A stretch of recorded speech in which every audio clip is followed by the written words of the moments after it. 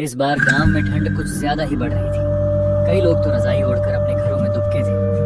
हवा चुभन भरी थी, धुंध लगातार गहराती जा रही थी और रात का सन्नाटा थोड़ा थोड़ा डर भी पैदा कर रहा था। सब कुछ शांत था, पर उस खामोशी के भीतर एक अजीब सी बेचैनी तैर रही थी, मानो रात खुद कुछ कहने वाली है। दिन की तरह ही दिन भर का काम काज निपटाकर 3-4 गांव वाले चौपाल पर जमा थे।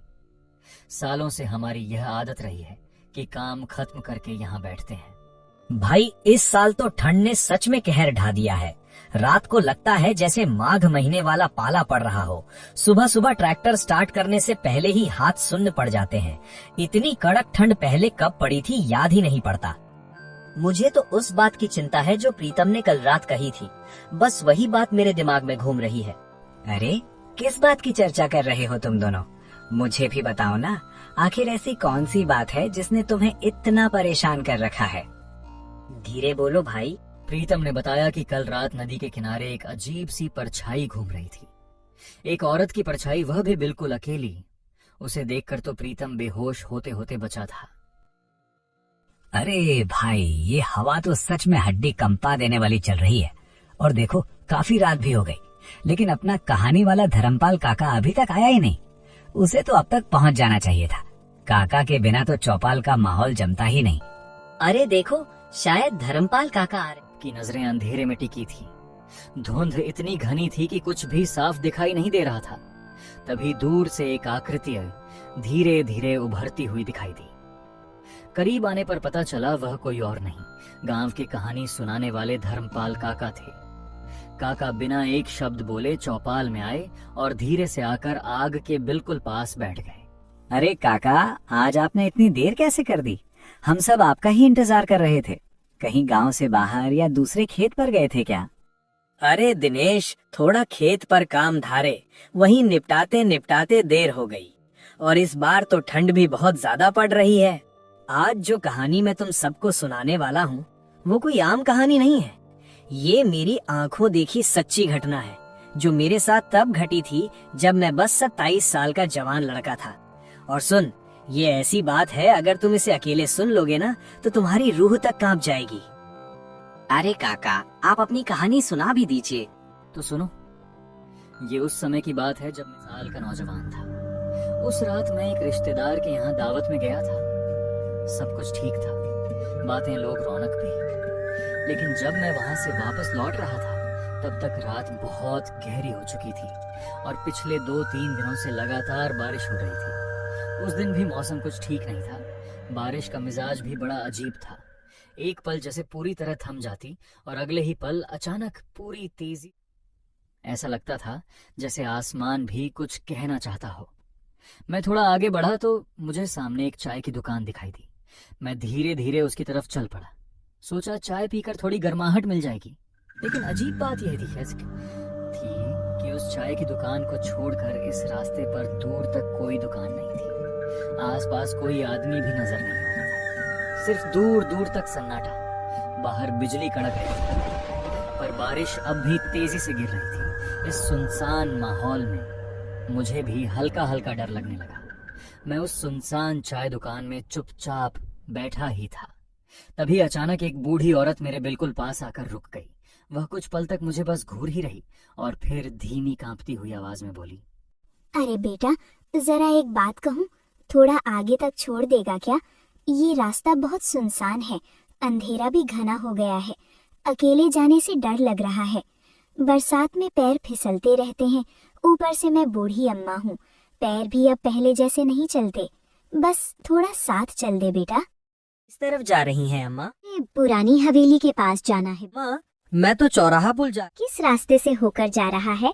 वो पुल वाला रास्ता? हाँ अम्मा, पुल वाले रास्ते से ही जा रहा हूँ। पर आप ये क्यों पूछ रही हैं? रास्ते का पुल डूब गया होगा। मैं उसी पुल से आया था, तब ठीक था। शायद कल पानी में डूब गया होगा। पानी भी तो लगातार हो रहा है। एक और रास्ता भी है जिससे तू और भी जल्दी चौराहा पुल पहुंच जाएगा। बस आगे थोड़ा सा जंगल पार करना पड़ेगा। आगे थोड़ा सा जंगल पार करना पड़ेगा। ये सुनकर मैं काफी खुश हो गया था, लेकिन एक पल के लिए तो लगा था कि पुल डूब गया है और अब घर कैसे जाऊंगा। तभी मैंने उस बूढ़ी अम्मा से कहा, ठीक है अम्मा, चाय पी लेता हूँ, फिर चलते हैं आगे। मैं और वह दुज बूढ़ी औरत अपनी मंजिल की ओर निकल पड़े। रास्ता पूरा सुनसान था। पहले से बारिश थोड़ी कम हो चुकी थी, लेकिन बिजली लगातार कड़क रही थी। थोड़ी दूर जाने के बाद बूढ़ी बेटा, यही जंगल वाला रास्ता है। अम्मा, आपका घर और कितना दूर है? बस सामने ही है। जंगल का रास्ता पकड़कर हम आगे बढ़ते गए।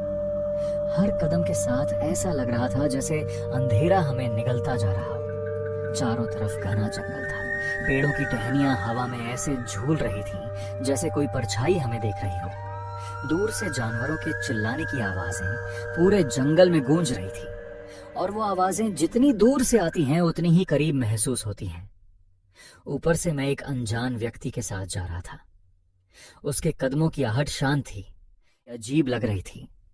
मुझे डर लग रहा था। दिल जोर जोर से धड़क रहा था, लेकिन मैं कुछ कर ही नहीं सकता था। बस आगे बढ़ना ही मेरी मजबूरी थी। अचानक बारिश और तेज हो गई। हवा के साथ साथ बारिश की बूंदें भी देह पर तीर की तरह लगने लगी।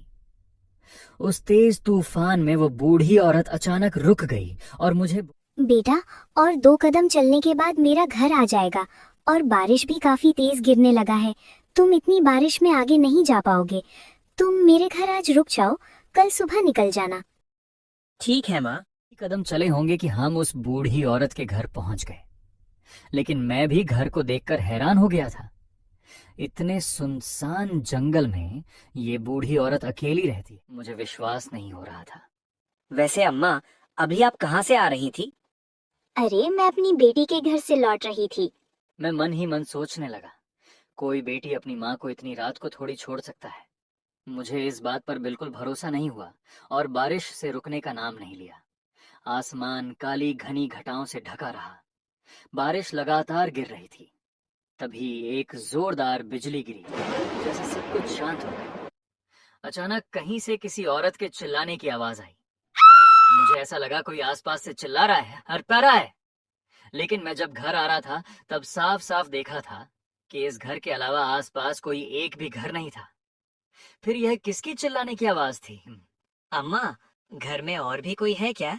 नहीं बेटा, घर में तो कोई नहीं है। इस पूरे जंगल में मेरा ही अकेला घर है। लेकिन अम्मा, मैंने तो किसी लड़की के चिल्लाने की आवाज सुनी थी। अरे बेटा, आपका वहम होगा। किसी की चिल्लाने की आवाज तो नहीं आई थी। मुझे यहाँ पर सब कुछ अजीब लग रहा था, जैसे कि यह सब कुछ करवा रहा था। हम दोनों वहीं खड़े बातें कर रहे थे कि अचानक मेरी आंखों के ठीक सामने से एक लंबा सा झुका हुआ साया तेजी से सरकता हुआ जा रहा था।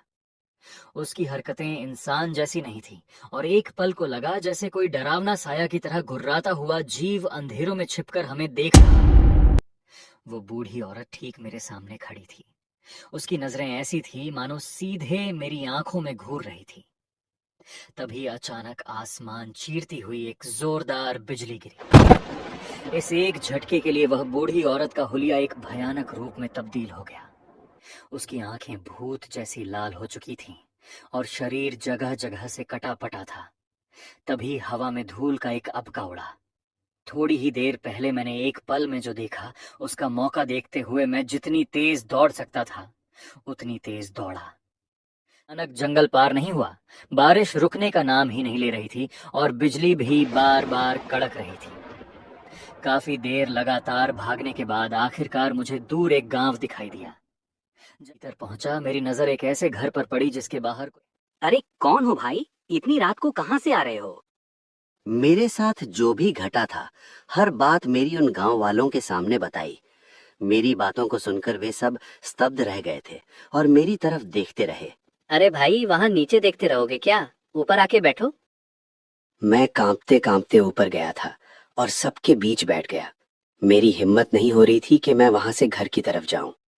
आज मेरे साथ जो हुआ था वही बार बार जहन में घूम रहा था, और उसे सोच सोच कर मेरा डर और बढ़ रहा था। ऊपर से जोरदार बिजली ये बोल रही थी और पानी झड़ता जा रहा था। क्या तुम उसी छोटे जंगल वाले रास्ते से आए हो? अरे भाई, उस रास्ते में तो अक्सर अजीब अजीब घटनाएं होती रहती हैं। अच्छा किया जो तुम वहां से भाग निकले। क्योंकि कुछ साल पहले उसी रास्ते पर एक बूढ़ी औरत का घर था। उस दिन भी जोरदार बारिश और तूफान चल रहा था। तभी एक भारी भरकम पेड़ उसके घर पर गिर गया। वो वहीं दबकर मर गई। तभी से लोग उस जंगल से होकर आने जाने से डरते हैं। उस रास्ते की रात में तो हवा भी अजीब सी लगती है। उस रात मुझ में इतनी हिम्मत नहीं बची थी कि घर वापस जा सकूं। गांव वालों से थोड़ी देर बातचीत करने के बाद एक काका होने का इंतजाम कर दिया। मैं चारपाई पर लेट तो गया, लेकिन आंखों में नींद का नामो निशान नहीं था। रास्ते में देखा हुआ वो भयावह मंजर बार बार दिमाग में घूम रहा था। मैं जितना सोने की कोशिश करता, उतना ही डर मेरे भीतर जाग उठता और मुझे पूरी रात जगाए रखता। अगले दिन सूरज की पहली किरण पड़ने से अपने घर की ओर लौटा। रात का डर अभी भी मन में ताजा था, इसलिए गांव से निकलते वक्त भी मेरे कदम अपने आप तेज हो गए। उस रात के बाद मैंने कि जिंदगी में कभी भी शॉर्टकट नहीं लूंगा। घर जल्दी पहुंचने की जल्दी में जिस जंगल के रास्ते से मैं आया था, वही रास्ता मेरी सबसे बड़ी गलती बन गया। उस खौफनाक अनुभव के बाद मैं जहां भी जाता, पहले रास्ते की पूरी जानकारी लेता, फिर कदम आगे बढ़ाता। काका, आपने जो अभी भी ऐसा लग रहा है जैसे वो सब मेरी आंखों के सामने ही हो रहा हो। सच कहूं तो डर के मारे मेरे पूरे बदन में सिहरन दौड़ गई और मेरे रोंगटे खड़े हो गए। एक बात हमेशा याद रखना, जिंदगी में अगर कभी किसी सुनसान जगह पर या जंगल के रास्ते में कोई तुम्हें मिले और मदद मांगे, तो बिना सोचे समझे आगे कदम मत बढ़ाना। ऐसी जगहों पर कौन असली है और कौन नहीं, ये समझना आसान नहीं होता।